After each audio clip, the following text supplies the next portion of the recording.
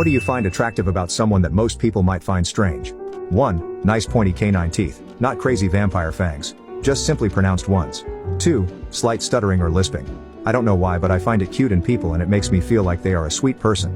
Can of course be totally misleading. 3. Glasses tend to make men at least 60% more attractive to me. 4. Love watching my boyfriend work on Excel sheets. He thinks I'm kidding when I tell him it's hot, but it's so hot watching him do things he's good at. 5. I find it way more attractive when a woman has a unique face rather than a perfect face. Same with the body actually. 6.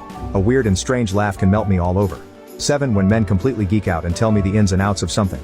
It's so cute, but only when it's done with passion for the subject, not condescending. 8. Smile lines around the eyes. Lots of crinkles when they laugh. 9. Platonic chattiness. When a woman seems chatty and friendly but in no way flirty, I seem to find her more attractive than if she is flirty. 10. My hubby is a phenomenal gorilla impersonator. Knuckles on the floor, butt protruding, puffing noise. All of it. Wouldn't you know it, more often